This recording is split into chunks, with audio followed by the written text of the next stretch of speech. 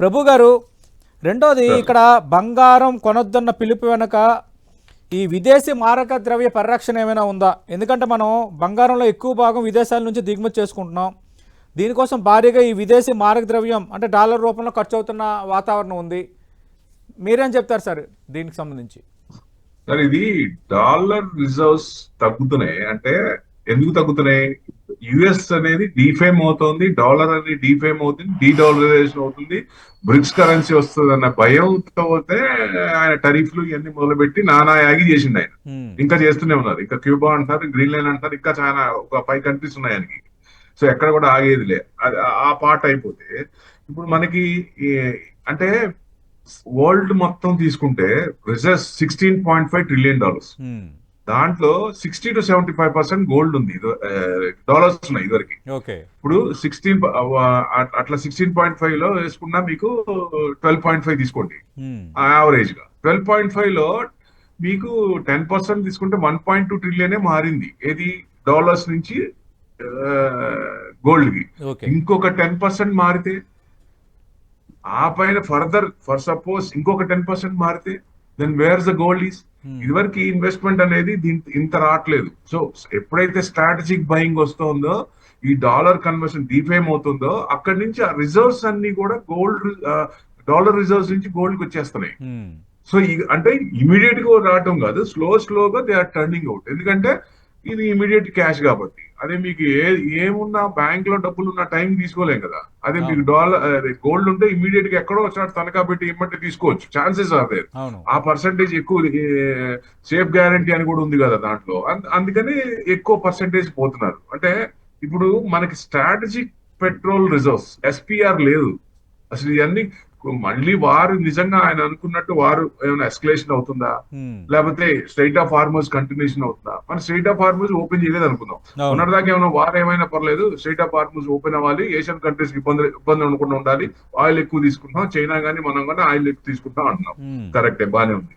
ఇప్పుడు మరి యుఏతో FTA agreement అయింది కదా. యుఏతో మనకి స్ట్రైట్ ఆఫ్ హార్మోన్ నుంచి ఆయిల్ తీసుకుంటామని పంపిస్తామని చెప్పారు కదా. అగ్రిమెంట్ అయినప్పుడు టెన్షన్ ఏంటి? అసలు టెన్షన్ ఏంటి? Gasoline and fertilisers straight of hormones నుంచి ఓపెన్ అవ్వాలి, అక్కడి నుంచి రావట్లేదు, అక్కడ బంద్ అయిపోయింది.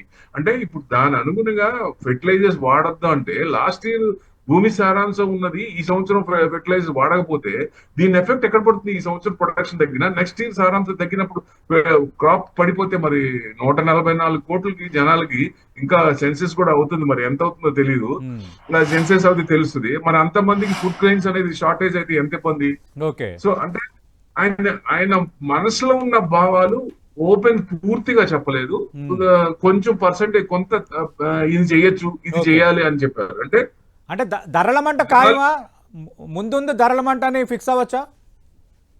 100%. ఇప్పుడు ఎలక్షన్స్ అయింది, పెంచలేదు. రిజల్ట్స్ వచ్చింది, పెంచలేదు. సో ఇప్పుడు ఇంకా క్రూడ్ గనక మళ్ళీ 126, రీసెంట్ హై 126, ఆ పైన ఆల్ టైమ్ హై 146. అంటే ఈ కనుక వారు గనక ఎస్కలేషన్ అవుతే ఇది రావచ్చు అనే ఉద్దేశం. అంటే మన కోవిడ్ వచ్చే పరిస్థితి ఉన్నప్పుడు కోవిడ్ లో మనం సేఫ్ అయింది కాకుండా వేరే కంట్రీస్ ని మనం సపోర్ట్ చేసాం. అది మనం గుర్తుపెట్టుకోవాలి. మళ్ళీ తర్వాత కోవిడ్ లాంటి వైరస్లు చాలా వచ్చినాయి. చిన్న వైరస్ పేర్లు చెప్పారు. ఇప్పటికి కూడా కొత్త వైరస్ ఏదో అంటున్నారు.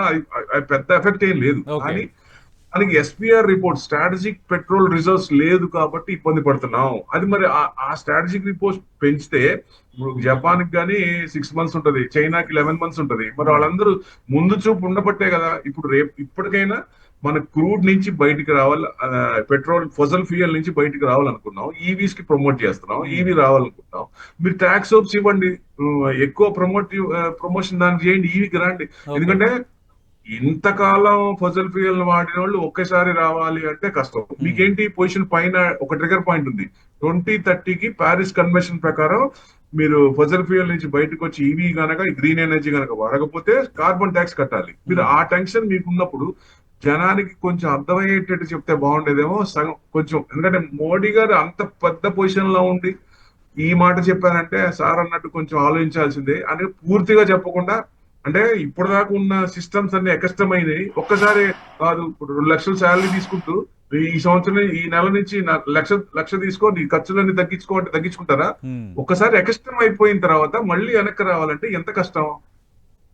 సో దాని అనుగుణంగా కొంచెం చెప్పేది కొంచెం, ఎందుకంటే దీని బ్యాక్గ్రౌండ్ కొంచెం ఇంకా 2-3 రోజుల్లో ఇంకొంచెం బయటికి రావచ్చేమో. ఆయన ఆయన అనుకున్నది రైట్. పూర్తి భావన అనేది బయటికి రాలేదు. ఆ భావన వస్తే అప్పుడు జనానికి అర్థం అవుద్ది. కరెక్టే, కొంచెం కానీ కానీ అలా అలర్ట్ చేయడం కూడా ప్రభు గారు మరి అంటే ఇప్పుడు పబ్లిక్ ఎలా ఉండాలి, ఎలాంటి జాగ్రత్తలు తీసుకోవాలి, ఎక్కడ ఖర్చులు తగ్గించుకోవాలి, నిజంగా పెట్రోల్ డీజిల్ లేకుండా వాటి వినియోగం తగ్గే వాతావరణం ఉందా? ఇందాక పాపారావు గారు ఒక మాట అన్నారు, ఇప్పుడు బంగారం అనేది ఒక సేఫెస్ట్ ఒక ఇన్సూరెన్స్గా ఒక ఇన్వెస్ట్మెంట్గా ఉన్నప్పుడు ప్రైమ్ మినిస్టర్ చెప్పారని బంగారం కొనుగోలు తగ్గిస్తారా? వీటిపై మీ అంచనా ఏంటి ప్రభు గారు? సరే, ఇప్పుడు పెరిగే టైంలో వద్దన్నారు, అది కొంచెం పెయిన్ అనిపిస్తుంది కదా. ఇప్పుడు కొంచెం పెరుగుతుంది అనిపిస్తుంది, టర్న్ అవుతున్నాయి కాబట్టి, దాని నుంచి టర్న్ అవుతుంది కాబట్టి అంటున్నారు. సరే ఓకే, మీరు యుద్ధం ఇది అవుతుంది కాబట్టి కొంచెం అన్నారు. క్రూడ్ మనం దాదాపుగా తక్కువ తీసుకున్నాం, $35, $30 నుంచి $35 తీసుకున్నాం. ఎవరికి తగ్గించారండి మీరు? ఏ కంపెనీలకు ఇచ్చారు మీరు? రిలయన్స్ వీళ్ళ కంపెనీలకు ఇచ్చారు. ఇప్పుడు కూడా ఏంటి, రీసెంట్ గా ట్రంప్ కూడా రష్యా నుంచి తీసుకోవచ్చు అని చెప్పి ఇచ్చిన తర్వాత రిలయన్స్ కూడా కొంత తీసుకున్న తర్వాత $100 వెళ్ళిన తర్వాత ఇప్పుడు రిలయన్స్ పెట్రోల్ బంకులన్నీ క్లోజ్ చేస్తున్నారు వాళ్ళు మొత్తం. ఇది ఫస్ట్ టైం కాదు, అంతకు ముందు కూడా క్లోజ్ చేశారు వాళ్ళు. మేము ఇంత పెట్టి కొనుక్కోలేము, 60-70కి వచ్చినప్పుడు మళ్ళీ చేసుకుంటాం అని చెప్పి బంద్ చేస్తారు. అంటే ఇప్పుడు మీరు గవర్నమెంట్ కంపెనీస్ ఉన్నాయి కదా, ఐఓసిఎల్ కానీ హెచ్పిసిఎల్ ఇలాంటి ఉన్నాయి కదా, మరి వాళ్ళకి రిజర్వ్స్ ఎందుకు పెరగట్లేదు? సో గవర్నమెంట్ కి ఎందుకు రావట్లేదు? అది ఇంపార్టెంట్. ఎందుకంటే $35 తక్కువ ఇచ్చినప్పుడు మీరు ఎవరికి ఉపయోగించారు, ఎవరికి బెనిఫిట్ అయింది?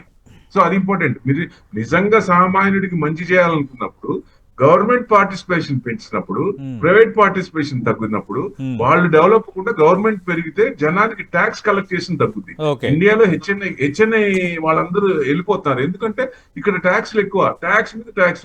ఇప్పుడు 30% ట్యాక్స్ ఉన్న వాళ్ళు టోటల్ గా దాదాపుగా ₹1 కోటి సంపాదిస్తే దాదాపుగా 42% అంటే 42% కట్టాల్సి వస్తుంది. మరి అందుకే బయటికి వెళ్తున్నారు ట్యాక్స్ లేదని. మీరేమో లాంగ్ టర్మ్ క్యాపిటల్స్ గెయిన్స్ పెట్టారు, పెట్టిన దాని మీద మరి 10% 12.5 చేశారు, 15% మీద 20% చేశారు. ఎస్టీటీ రీసెంట్ గా April 1 నుంచి ₹1 కోటి ఆప్షన్స్ చేసిన వాళ్ళకి ₹200 పడేది 5,000 పడుతోంది April 1 నుంచి. మరి ఇప్పుడు మీకు ఒక రకంగా ఏమో ట్యాక్స్ కావాలి, జిఎస్టీ ఏమో 2.5 లక్షల కోట్లు వచ్చింది. మీకు నిజంగా ఉన్నప్పుడు మీ పార్టీలో వాళ్ళే సుబ్రహ్మణ్యం ఆయన చెప్పినట్టు ఇండియాలో మిడిల్ లోవర్ మిడిల్ లేనప్పుడు ఐటీ ఎత్తేసేయండి, వనరులు ఉన్నాయి, వనరుల మీద ఇన్కమ్ వస్తుంది, ఆ ట్యాక్స్ చేస్తే చాలు, ఇది చేయాల్సిన అవసరం లేదన్నప్పుడు అవి కొన్ని ఇంప్లిమెంట్ చేస్తే బెస్ట్ కదా. కొన్ని కంట్రీస్ ట్యాక్స్ లేవు, పీపుల్ ఆర్ లివింగ్ ఇండియా, ఇక్కడ ట్యాక్స్ ఎక్కువ అనే భావన ప్రతి ఒక్కరికి. అన్ని దేశాల్లో ఏవో ఉన్నాయని మనం ఇప్పుడు యాక్సెప్ట్ చేసే పరిస్థితి ఉందా? ఇప్పుడు మనం ఫాలో అయ్యే పరిస్థితి ఉందా? ఇప్పుడు మనకున్న ఆర్థిక సవాళ్ళు, మనకున్న స్థితిగతులు, వీటన్నిటి నేపథ్యంలో ఇప్పుడు చైనా గానీ వాళ్ళకి రిజర్వ్స్ ఉన్నాయి, స్ట్రాటజిక్ రిజర్వ్స్ ఉన్నాయి, దాని వల్ల వాళ్ళు వెనకట్లేదు, తొనకట్లేదు. మనం షేక్ అవుతున్నాం ఎందుకంటే రిజర్వ్స్ లేవు కాబట్టి.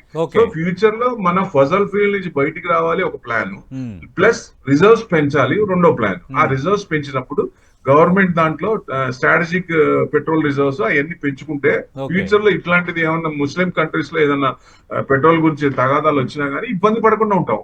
అసలు అంటే ఫ్లక్చువేట్ అవ్వకుండా ఉంటాం, షేక్ అవ్వకుండా ఉంటాం. సో ఇప్పుడు ఎట్టి పరిస్థితుల్లో ఇది రావాలంటే మీకు ఎఫ్ఎంసీజీ చైర్మన్ సిఇఓగా చెప్పారు కదా, మిడిల్ క్లాస్ షింకింగ్, రొటేషన్ అవ్వట్లేదు. దాదాపుగా సంవత్సరం 2024 నుంచి మార్కెట్ మరి ఇబ్బంది పడుతూనే ఉంది. ఇది ఇబ్బంది పడాలంటే మరి ఇప్పుడు వచ్చి అలవాటు పడిన, అంటే ఒక స్టేజ్ కి వచ్చిన అలవాటు పడింది, ఇప్పుడు మీరు వద్దు దీన్ని తగ్గించుకోండి అని చెప్పడం, ఆయన పొజిషన్ లో ఉన్నప్పుడు జనాలకి చెప్పడం ఎంతవరకు పోనీ కరెక్ట్ చెప్పారు.